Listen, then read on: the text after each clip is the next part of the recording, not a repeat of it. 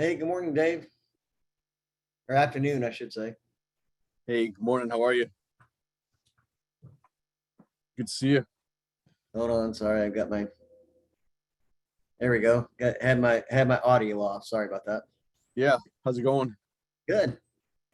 Sorry for the late engagement. Did you see a bump in numbers? I did.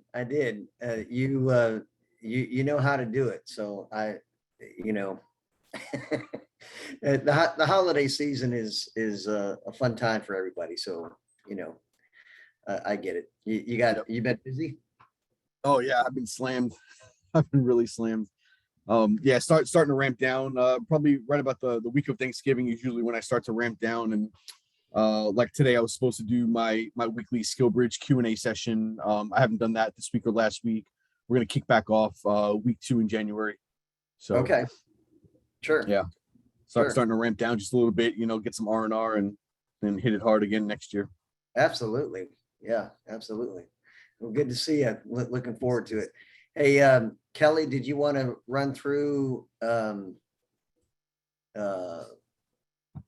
Yeah, if you could just allow the share screen down at the bottom there, just click it so that multiple people can share that. I should be able to share then.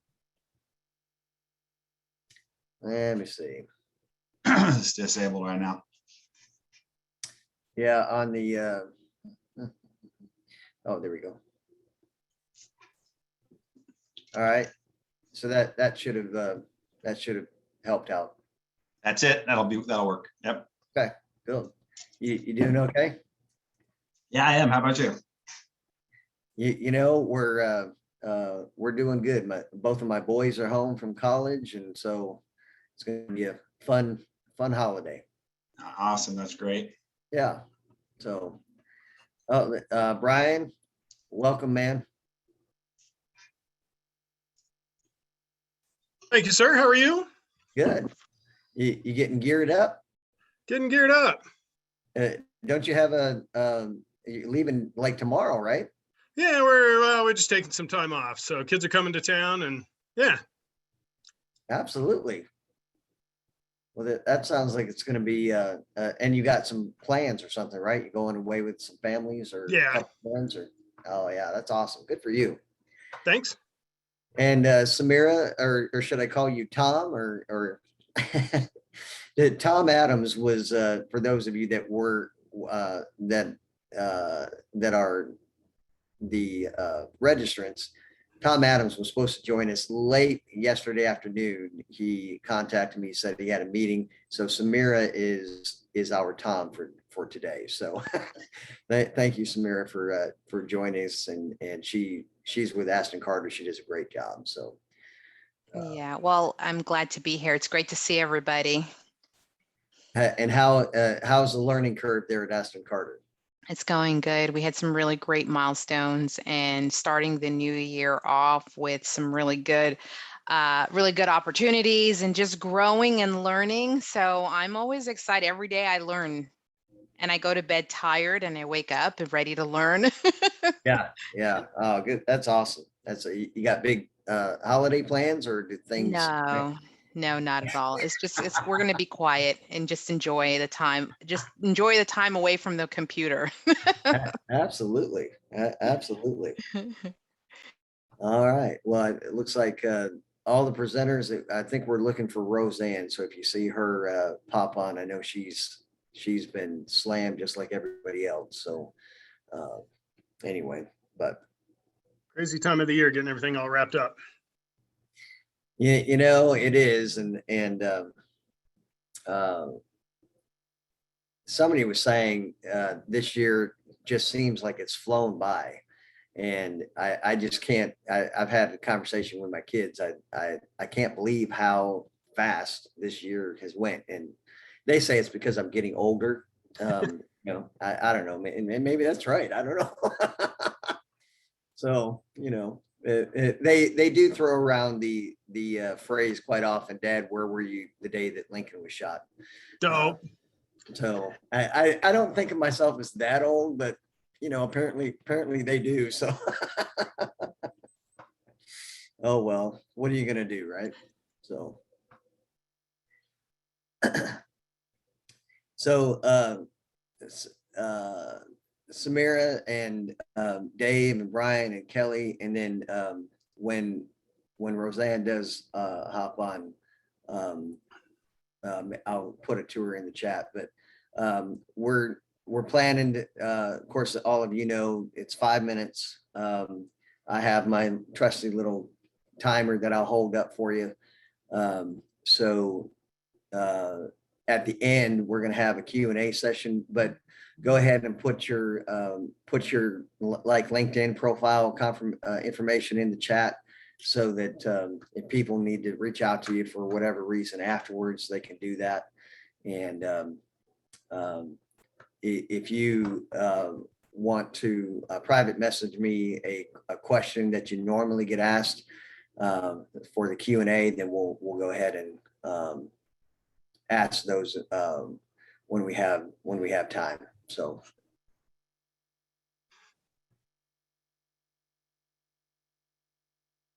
for everybody else that's joining us, we've got about 60 plus that are registered. So I anticipate we'll have several more join us here. Hopefully one of our presenters will be joining us. We will be starting here in about three or 4 minutes. Just appreciate you joining with us at this point. So.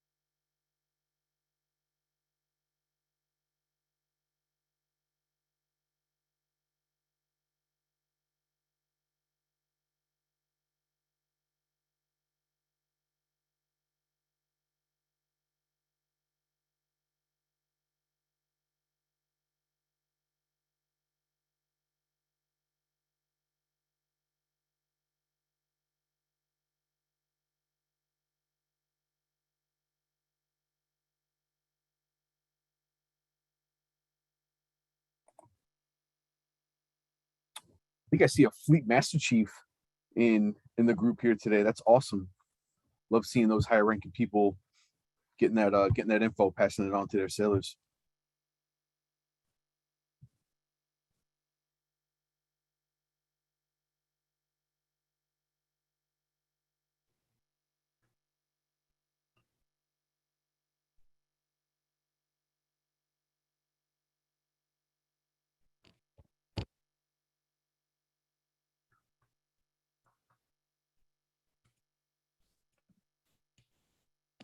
Rosanne, I was starting to sweat a little bit. I was actually on the phone on a Zoom thing with the VA talking about transitions. I literally just got off one thing to another. So sorry about that. I wish you had your priorities straight, because I think you know that transition 30 needs to be the priority. So I actually told them they need to come to the next one, FYI. So obviously just kidding, but I know you're serious. I did. Oh, well, then thank you. It's always great hearing from everybody else. And so I know the last time you were on, everybody really enjoyed it. So looking forward to what you've got. You real quick, do you have a Christmas plans or?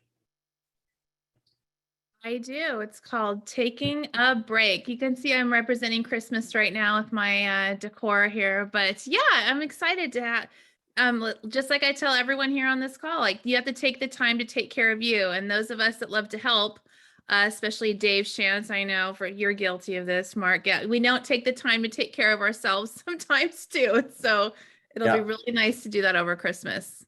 Absolutely. Well, we're going to give it about another minute or two for those of you that are joining. Like I said, we had over 60 register.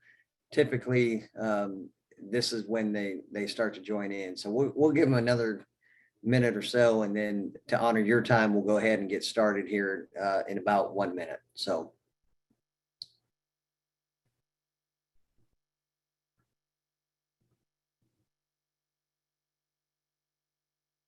I will say for those of you that are on, if you want to use this as a networking on your chat, go ahead and put your LinkedIn profile if you want to be able to have people connect up with you. It's a great opportunity, and I think Rosanne's probably going to talk a little bit about that. One of the favorite sayings that I hear is your network is your net worth, and being able to expand your network, especially on calls like this, is a great opportunity. So we're going to go ahead and get started. My name is Todd Nelson. I am the host for these Transition 30s.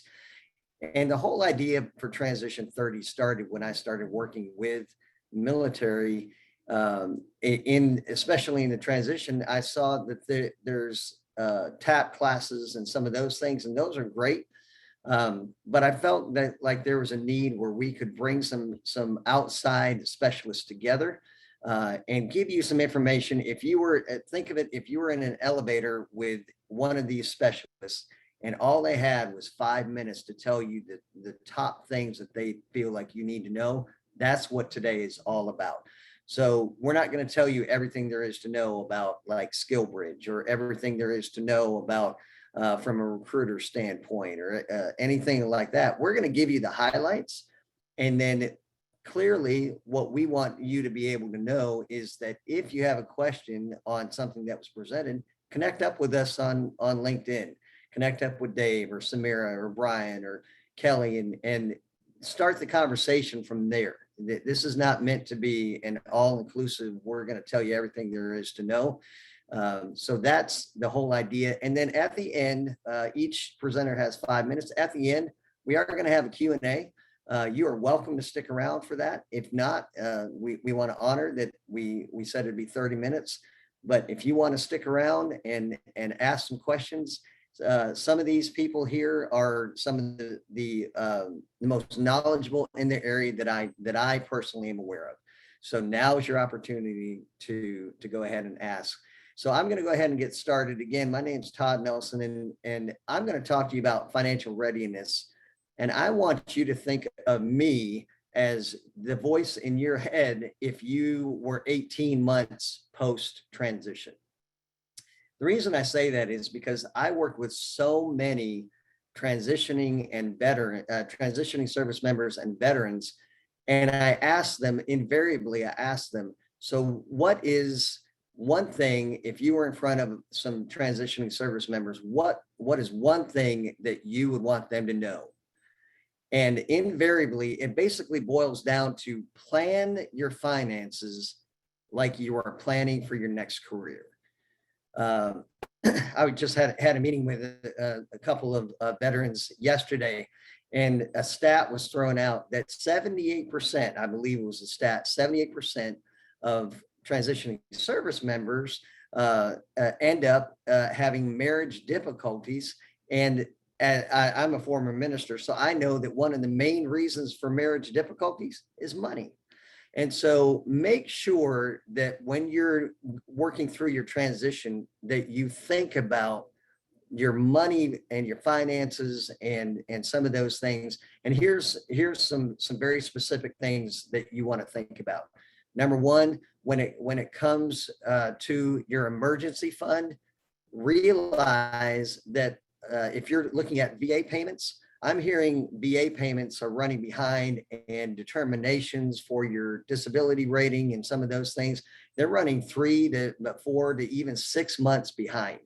So if you're looking at wanting to have a VA payment and depending on that, realize you could have 3 to 6 months where a good portion of what you're depending on for your income may be delayed. Now, they will, of course, back pay it, but it's in that time that you need it, and you may end up making a decision to go to a career because you need a job, not because you're actually picking the right job. So make sure, I've never had one veterans say, you know what, Todd, I wish I would have saved less. I saved way too much. I have no idea what to do with the money. I've never had that said. It's always, Todd, I wish I would have saved a lot more because I didn't realize what was going to happen. Okay. SBP, Survivor Benefit Plan, no matter what your branch calls it, I think every branch has something similar to that. SBP is something that you really want to think through. It is very, very individual, because if you were to die tomorrow, SBP may not be a good investment, because it may be a good investment to get into private life insurance.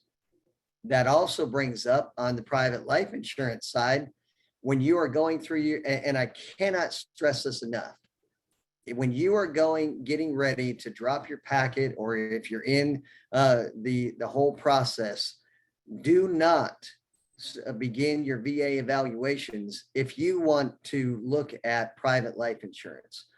VA evaluations, your C&P exams, all of those things, they're great, but you can actually exclude yourself from consideration for private life insurance, because now all of a sudden, all of the injuries and the service related things are on your record, and you won't be able to get private life insurance. So when it comes to SGLI versus VGLI, make sure that if you're in that process and you're starting your VA evaluations, reach out immediately to somebody that you can depend on to get you a good life insurance quote.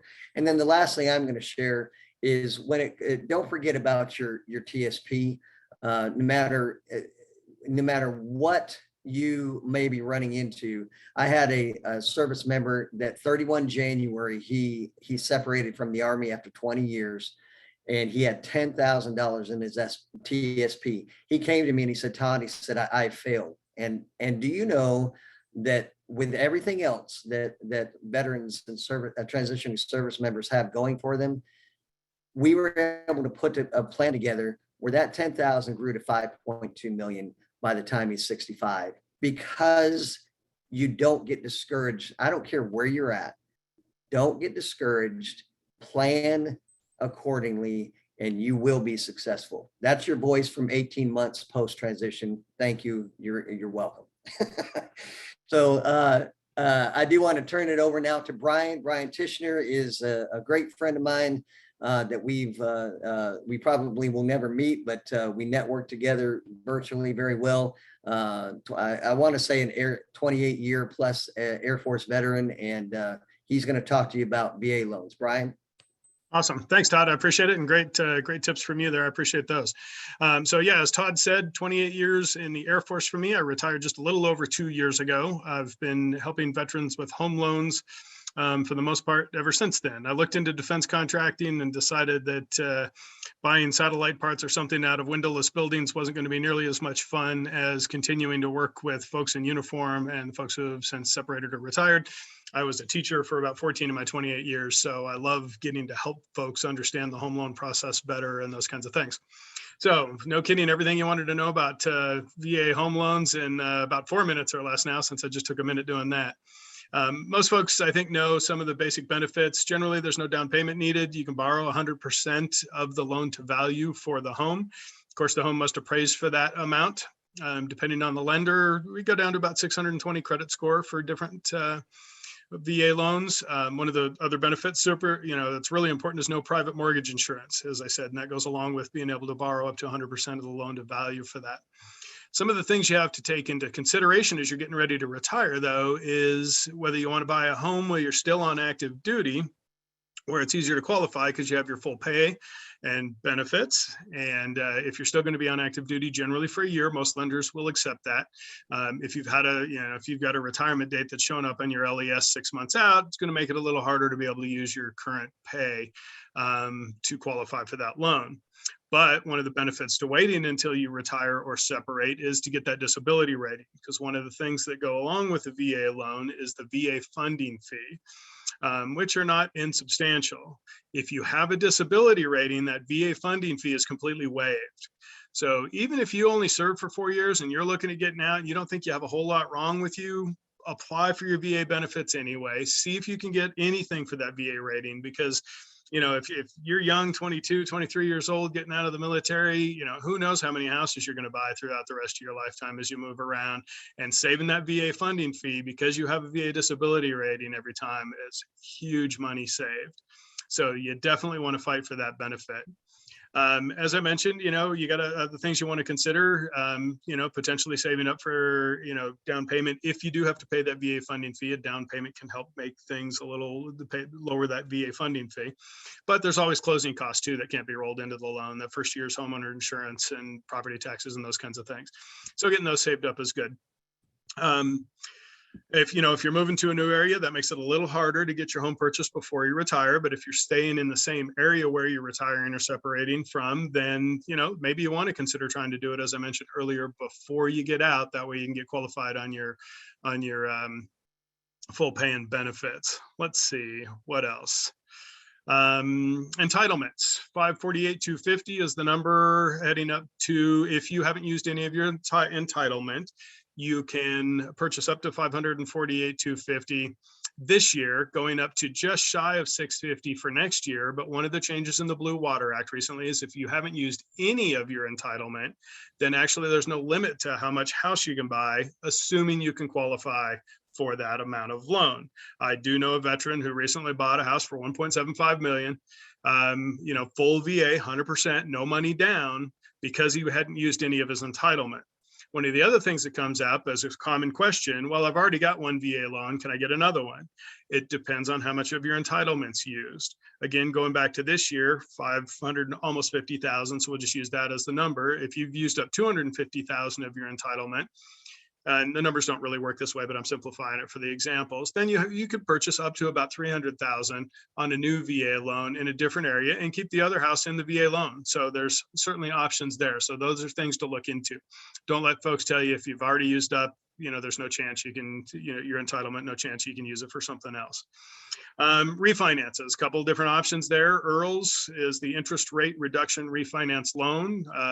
Again, lower VA funding fee for doing that, or if you have the disability rating, no VA funding fee for that, no appraisal needed to get a refinance for your house if you're not taking cash out. So that's, some good benefits if you haven't taken advantage and lowered your interest rate on a house you currently own. And finally, you can do cash out refinances too. Those you can do up to 90% loan to value. Let's see, sometimes you can do land loans if you plan to build within the next few years on the land. So if you have your eye on a piece of property somewhere you want to buy somewhere, there's a potential chance we can get you into a VA loan, something like that. And then a lot of folks, common misconceptions, think they have to be single family homes. That's not true. You can buy a 2 to 4 unit condo or, different kind of home like that if you're going to live in one of the properties, one of the 4 units or one of the 2 units or something like that. So if you're looking to get into some investment type things like that, then, there's certainly possibilities there too. And that way you can build some equity faster into the house, helping folks, renting out the other properties, obviously. How's that? Brian, listen, you're getting better every time. The first time I felt bad because I'm not sure that Brian took a breath from beginning to end. I'm like, he's gonna pass out.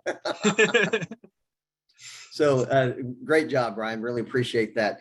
Okay. Just Kelly before Peitz. that last thing, Yeah. reach out LinkedIn if you have any questions. I'm more than happy to chat. The bank I happen to work for does loans in 23 or 27 states now, but I'm happy to chat with any veteran, even if it's in a state we don't do loans in, to answer questions. If you're in the process of purchasing or refinancing or something, you have those kinds of questions and want some help making sure you're heading down the right path and you're being treated right, I'm more than happy. Again, I have a teacher's heart, 28 years in the Air Force, 14 years teaching. I love to help folks understand things better.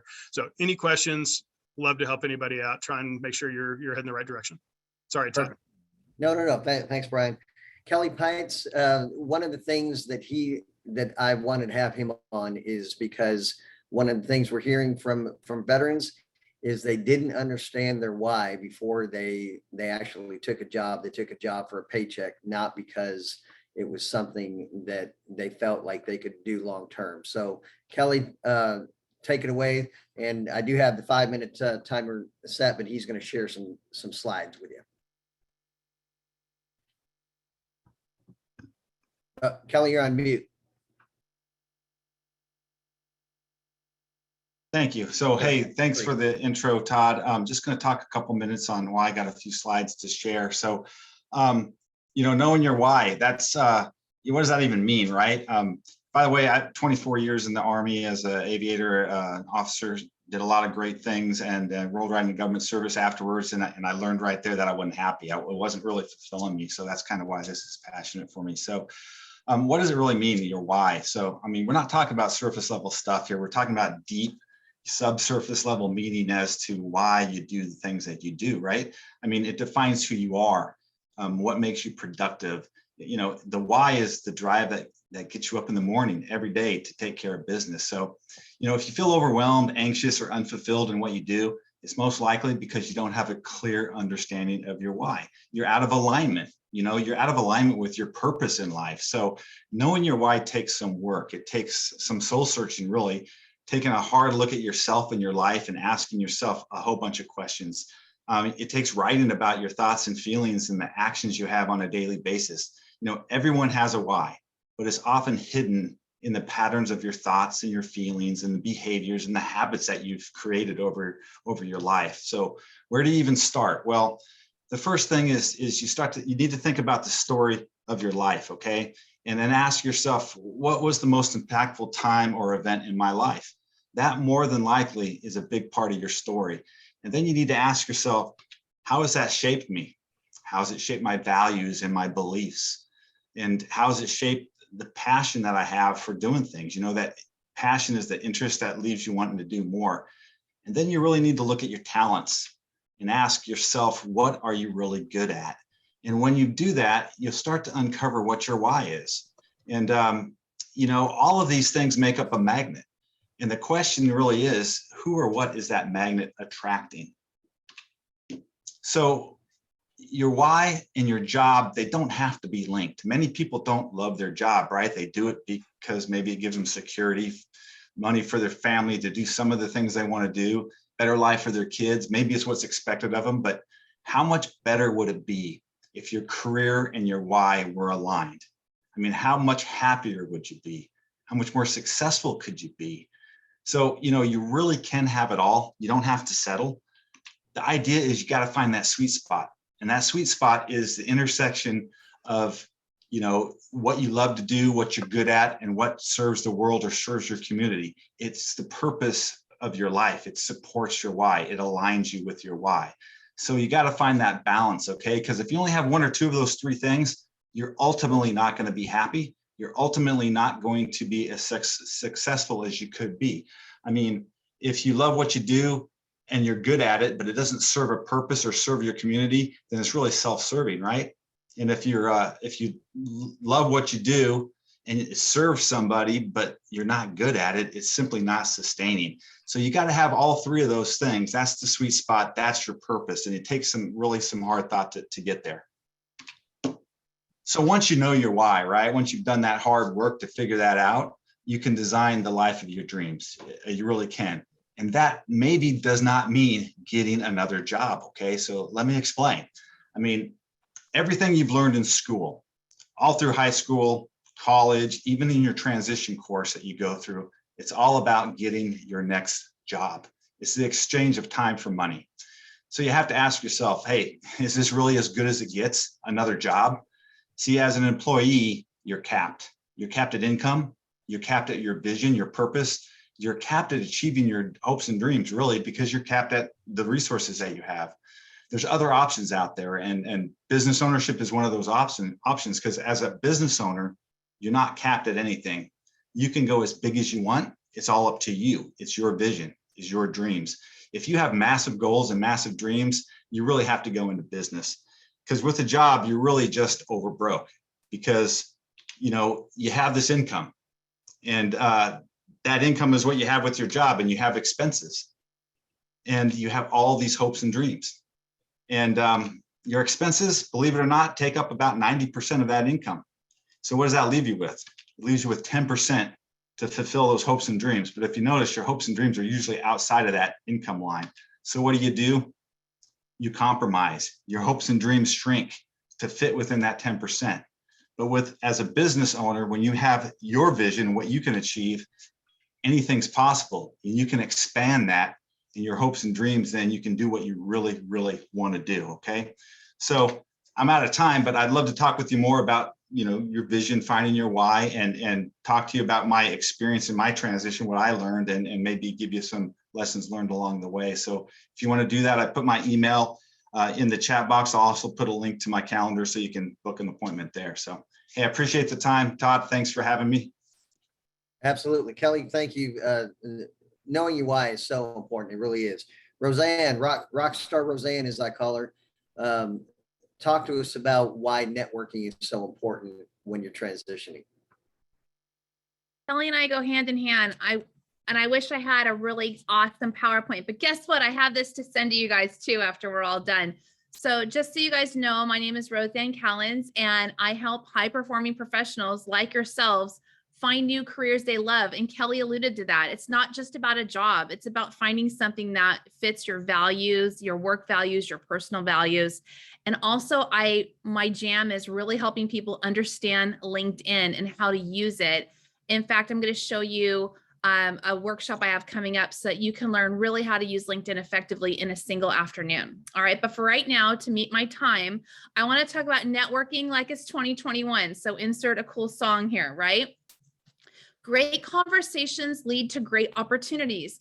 I have so many service members that I assist, and just even my private sector clients who just think that applying randomly at 10 p.m. at night with a glass of wine by your laptop is going to cut it. And that's not true, right? We have to make great connections with people. So number one, I want you guys to be dressed for the party. That's what I call it. Your LinkedIn profile is helping you be dressed for the party. Just like when you're wearing your service dress and people can see your rank and the medals and where you've been and what you've done. LinkedIn is that way as well. And I wanted to give you just 3 tips for today. What do you want people to take away when they come to your profile? I want you to have a nice background image behind your profile photo that depicts the industry or the job that you want to be in. I want you to have a smiling profile photo. Please know I said smiling. Let's remember those days, everyone, where we smiled, right? Smiling profile photo. I want you to look like you're enjoying life. I don't want you in your military uniform. I want you to be in private sector civilian clothes, right? And number 3, the headline. You need to have keywords, job titles, certification, just anything other than NCOIC, LMNOP, battalion commander, warfighter extreme, none of that. We need to know who you are, what you do, and what you can do for me, the person visiting your profile, right?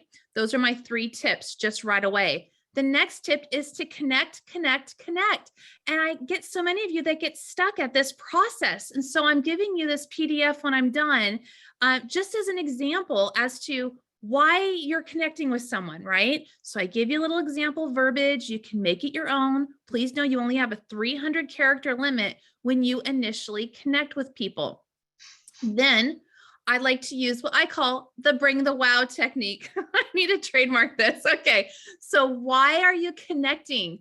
Create a welcome message that tells them why, right? And what intrigues you from their profile. If I go to a veteran's profile, I can always find some sort of connection to speak about.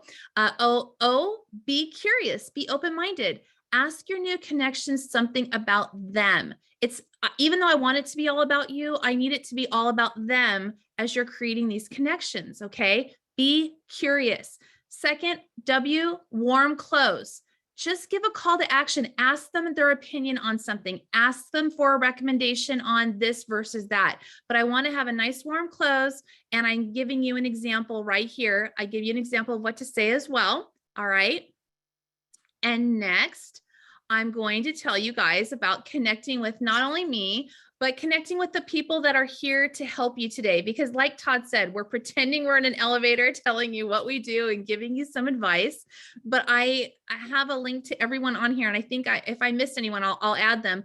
But even just everyone in the networking box, when Todd said, hey, everyone, drop your LinkedIn URL so everyone can connect with one another. That's what it's all about, is connecting with one another and learning from one another and engaging in those relationships and talking to others.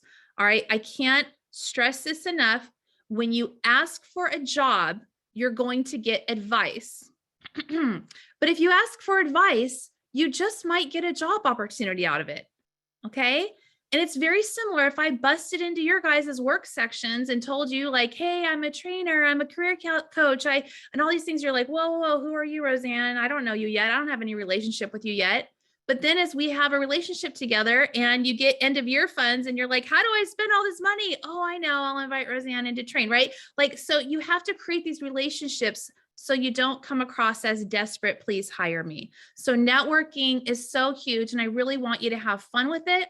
And last, this is on the PDF I'll attach. I'm going to do a 3-hour workshop on how the hell to use LinkedIn. Okay. So if you're confused, please sign up for this workshop. It's 3 hours long, and you will be working on your LinkedIn during this workshop. The second thing I want to end with is I will give everyone a free LinkedIn profile review. Anyone who I've already done that for, you can feel free to put in the chat. I will make a video for you, and I will go through your entire profile, very personalized just for you.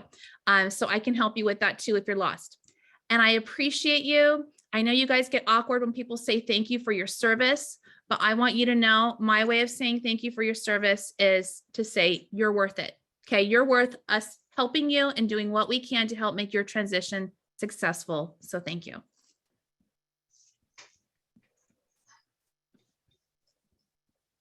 I'll attach something here. Yeah, there we go. Rosanne, thank you so much. That free LinkedIn review, I know Dave said there were some higher ranks, and maybe you're not retiring, but you have soldiers underneath you that are looking at that. That is a huge thing right now.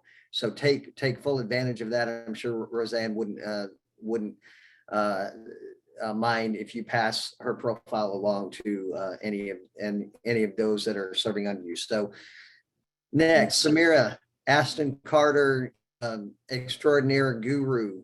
Talk to us about what it looks like recruiting, because you're a recruiter, but you're also just separated this year, I think, from the Navy. So talk to us about what does it look like in the recruiting area right now?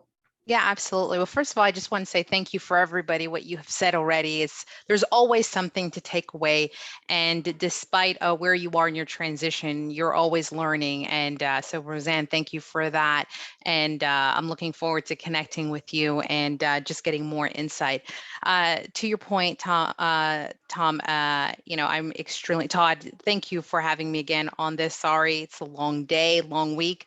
But like you said, I did retire. 1 June was actually my retirement date that I had to decide what I wanted to be when I grow up. And it was my transition. It was an interesting up and down roller coaster, but I was able to land in this position, not because out of luck, but because of networking and understanding and using and leveraging the resources and developing and cultivating those relationships. So when we speak about networking, I'm telling you that is your moneymaker. Spend your time, your effort, and be intentional about how you network. So with that being said, I am the military liaison outreach specialist for Aston Carter.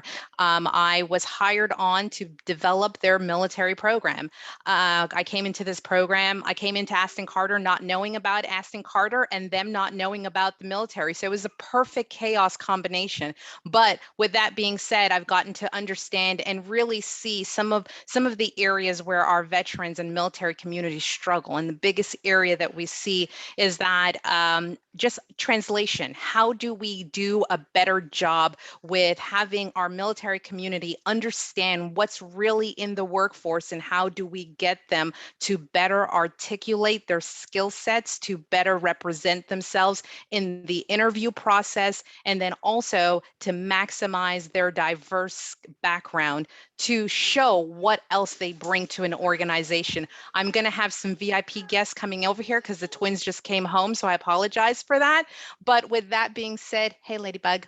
So with that being said, when we're talking about recruiting, You need to understand the value of a recruiter, the value of the hiring manager and what they represent. And the only way and the best way that I can tell you is that a recruiter represents opportunity. You have to do your due diligence. Don't rely on a recruiter to do all the homework for you. The more you know of what a recruiter represents, you can maximize that opportunity. And for military, having the diverse background, especially recruiters that represent multiple opportunities, that is a win-win opportunity for you. So please don't underestimate what a recruiter can do and what value they can bring, but you have to do your homework and you have to do that due diligence. But please don't be shy. Don't shy away from your diverse background, but you have to know how to articulate that. A lot of times where we struggle is that we just ramble in interviews. We just, in 20 years, I've done blah, blah, blah, blah, blah, and we don't really focus on how we do our job. I ask you all, ladies and gentlemen, to focus on the time and being able to articulate on the how you do your job. And if you are able to really master that skill set, you will set yourself apart every single time. Don't focus on everything that you've done in 20 years. Focus on 3 great things that you've done, and you can really be able to just become intentional and focus on those skill sets. And that is where you're really going to shine when you have that interview with the recruiter, when you're having that interview, when you're networking. Those are those moments that you're going to shine. And I really want to thank your time. I'm always here, and I am so excited to be available as a resource for you all. And please feel free to connect with me on LinkedIn. I will set you up with informational interviews in any industry that we serve. I guess I should talk about that.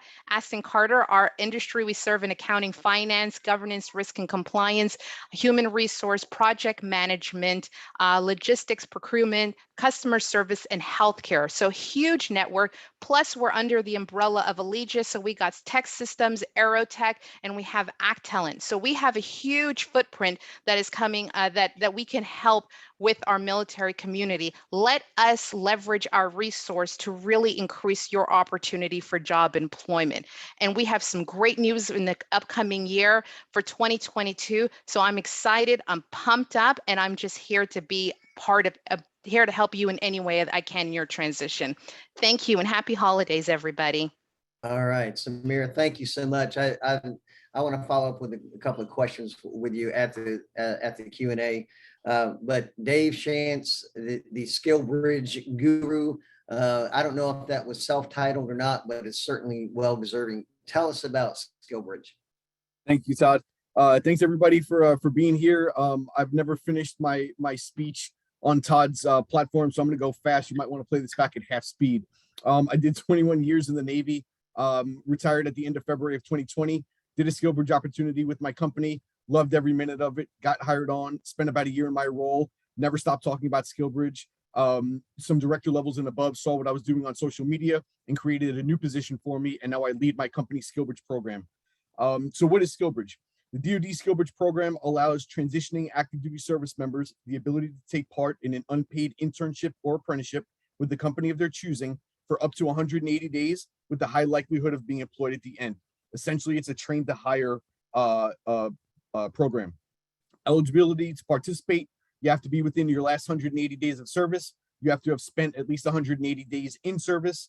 You have to have completed your branch's transition assistance class and get approval from your 04 level, whoever has your first NJP authority over you in your chain of command, and be expecting an honorable discharge getting out. How to start, figure out what it is you want to do and where you want to live. I'm going to echo some of the sentiments of some of the other panelists. Okay, find out your why. Up to 70% of transitioning military members leave their first job out of service within the first year out of service. And the reason for that is because either A, they didn't figure out who they are and what they're about and what they enjoy, or B, they got the right job with the wrong company. You didn't look into the company enough. Company culture matters. Okay. Somebody else said it on the panel before, network with recruiters, network with the Skill Bridge point of contacts, and hold informational interviews with the people that are doing the job that you want to do with the companies that you're considering. An IT specialist from company A will not do the same job as an IT specialist from company B. You've got to learn the differences between what the companies do. You got to understand the day-to-day and learn about their culture as well. Okay, where to find SkillBridge opportunities? LinkedIn Jobs, great place. Google, if you type in Google right now, DoD SkillBridge internships, it's going to come up probably specific to your city. Okay, you get to read the job descriptions and then apply directly there. Any of you who are active duty service members, I encourage you to join the DoD SkillBridge Community of Practice LinkedIn group. I'll put that URL in the chat. All we talk about is SkillBridge. The DoD doesn't have their own social media presence, so they utilize my platform in order to push out new information.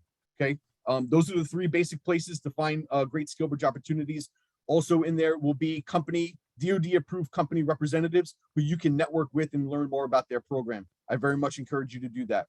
On the DoD's website, the Authorized SkillBridge Organizations page, there's a search box. That search box is a keyword search box. So type in project manager, cybersecurity, human resources, whatever it is that you're interested in. And right now we have over 1,500 approved companies. Imagine going through them one by one, trying to figure out, do they have an opportunity for you? Don't do that. Do the keyword search, put in what you want to do, and it's going to filter out all the companies and just show you the companies that have said to the DoD, we may be offering these type of opportunities, and then reach out to them, learn more about their program.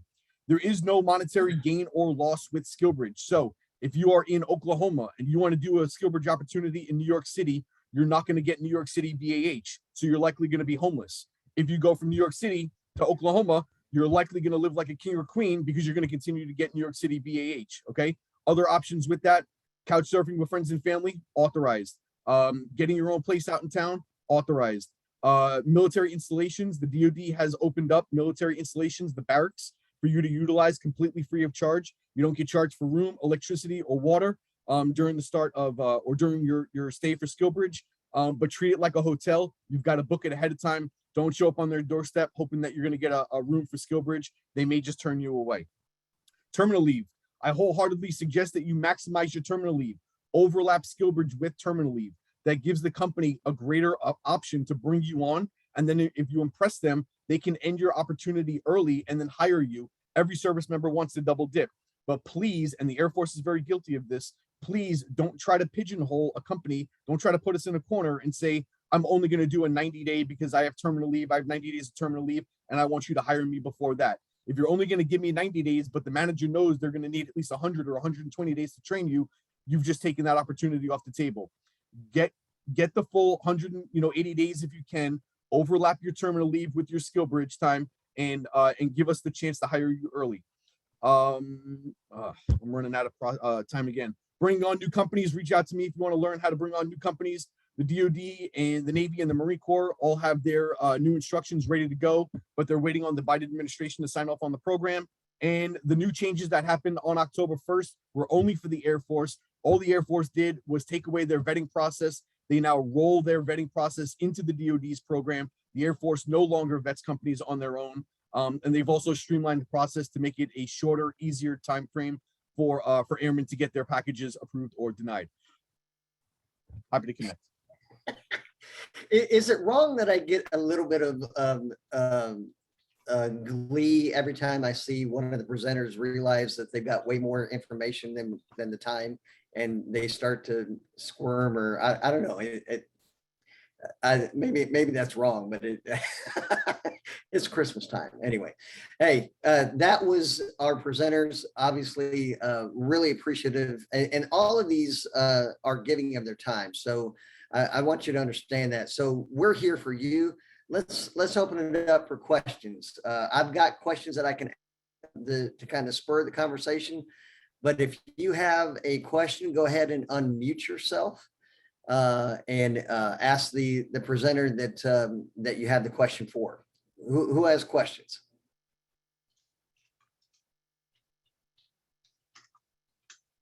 Yeah, this is Charles Bird. I have a question. Can you hear me? Yes. Mine's regard to SkillBridge in regards to, when should we get the command approval and, get accepted at a job? What's the time frame? What's the timeline, and how do they correlate over? Yeah, that's a great question, Charles. So Samira, help me out with this, but if you're going for a job that requires a secret clearance or less, Most recruiters don't look any further than 90 days in advance. So if you know what you want to do or the company that you want to work with, reaching out to them 6 months before you're able to start a SkillBridge opportunity is just way too far in advance for them. I'm not saying don't connect with them. I'm not saying don't network with them, but applying to an opportunity is just too far out. Now, if you want to go for a top secret position or above, those 3-letter agencies that defense contractors work with and represent, they don't recognize DoD clearances, and so they have to do their own vetting process, background check for you. So if you want to do a TS or above position, I would reach out up to 12 months in advance and apply then to get the security process rolling. But if you're going to do secret or below, 90 days before you're set to start a SkillBridge opportunity is plenty of time. Great question, Charles. You have anything else? But what about the command? How should I get command approval? When should I get that in regards to the job? After I say apply or before I apply? When does that align? That's a great question. What branch of service are you in? I'm in the Army. Army. Okay, so Army, Marine Corps, and Air Force all put the cart before the horse. The Navy is the only one by instruction where the horse comes before the cart. So you have to line up your SkillBridge opportunity first and then package that up and then submit that for approval. I'm a company SkillBridge lead. Lie to me all day long, please. Okay, tell me that you've been approved.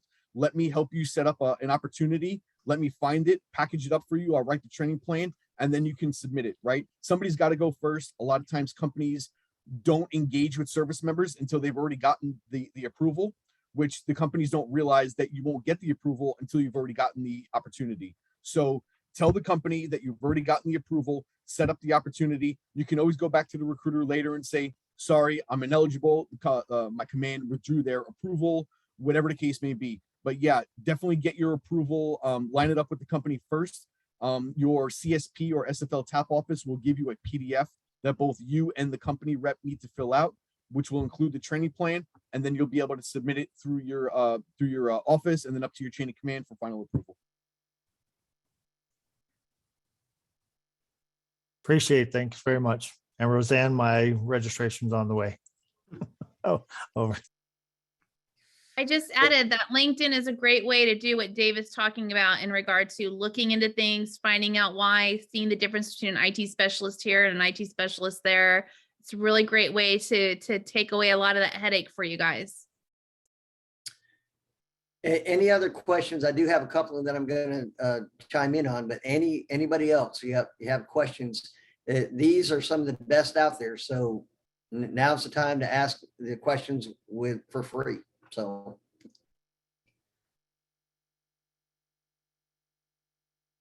All right. So Samira, let me ask you this, because I run into this quite often.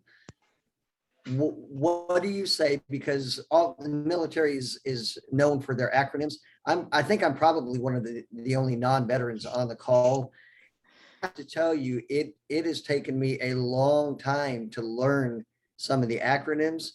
What is your advice when it comes to some of these members? They've worked 20 years to get whatever clearance or whatever certification they've got, and then they put it on there and they wonder why somebody like me, that means nothing to me. So what's your advice on that? Great question. And we do see that. I think so. It's twofold, that question. One is that as the service member has to do their research and understand how and what their certification or their training that they have, if it translates into anything into the private sector.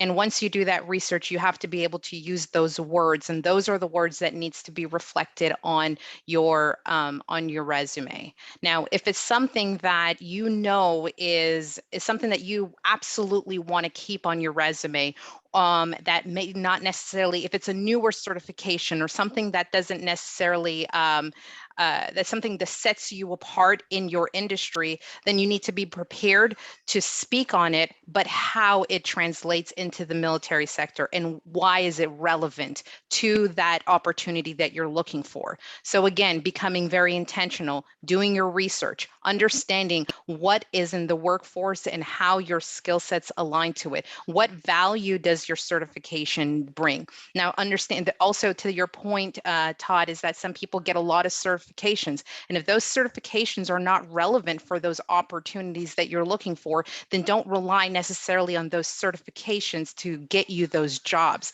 Again, do your research, what industry you're looking for, how relevant are those certifications, and where does that put you also, and how much experience do you have in those certifications? Not just because you have certifications mean you need to be hired. So keep that in mind. So you have to be able to understand and recognize that there are tiers to being hired and being considered for opportunities. I'd like to echo what Samira is saying, only because she hit a nerve with me. I work for an IT company, and I can tell you that it's much easier for me to place a high school graduate who has 2 cybersecurity certifications than it is for me to place somebody with a master's degree with no certifications. So please read the job description, see what's important, what's required, and chase that. Any questions on what Samira shared? Because I've got one follow-up question, and then definitely don't want to overextend your time, but Samira, yeah, go ahead. Yeah, James. Yeah, I have a question for Brian. When you spoke about the VA funding fee on the home loan, I've had quite a few VA loans, but is there an actual, the waiving of the funding fee, is that tied to an actual, whatever your disability rating is, or, if you're 10%, or does it have to be 100 or 70? Is there a number? Because that's a new thing I've not heard before. Wow, I hope lenders were asking you about that, because that's unfortunate if they haven't, if you spend money. Yeah, as far as I know anything 10% or above will do it. I've heard of VA ratings of 0% that will also allow you to waive the VA funding fee, but I've not personally seen one of those. So yeah, 10% and up for sure. You're absolutely waived on your VA funding fee. That comes on what's called your certificate of eligibility, which your lender can pull forward for you from the VA, or you can pull your own certificate of eligibility from the e-benefits website. And that way you can see, and on there, it'll tell you whether or not you're, exempt from the VA funding fee. Right. I've always got all my VA. I'm still active duty, so I've got all Okay. all my VA loans have been that, so I have not Sure. been rated. So when I retire and I have a rating, is there a way to go back, or do I have to go and refinance the whole entire loan? Because Yeah. the house I bought here in Tampa, the funding fee was pretty substantial. Yeah, you probably won't be able to get that one back. The one situation where you can get a VA funding fee waived or returned is if you retire, and like Todd said, you're waiting for your retire or separate, and you're waiting for your rating to come in. In the meantime, you buy a house, pay the VA funding fee. When you get your VA rating, if it's dated back to the date you separated or retired, which is prior to you closing on that house, then the VA will refund that fee to you. Generally, they will send that directly to pay down the balance of the loan, though, because usually most folks roll that VA funding fee into the loan. So they won't return that as a lump sum check to you personally. They'll use it to pay down the balance on the loan. Although I've heard I think that's what they're supposed to do, but I've heard that's not always the case. I do know one person who said, no, they just sent me a check. So I was in good shape. Did that answer your question? It absolutely did. Thanks so much. I have no further questions. Super. Yeah, happy to help. Good question. All right. So anyone else? I'm going to wrap up with Rosanne, a question that I think is really pertinent. But Rosanne, why is LinkedIn for the civilian sector? Why is there such a disconnect between the civilian sector and LinkedIn and the military? Because so many of the military people that I deal with, they've got like 20 connections or 40 connections on LinkedIn. what would you say in regard to the importance of LinkedIn in finding your next job? Oh my God, you're killing me. That's so that's a loaded thing. Let me unpack that. Well, I'm going to just use James as an example. James said, I'm still in the military. I'm still serving. So, he has a little time to breathe, right? And oftentimes I'll have service members that are like, oh, I still have plenty of time in. And I'm like, no, you need to have 501 connections like yesterday, right? So 501 is that magic number right now.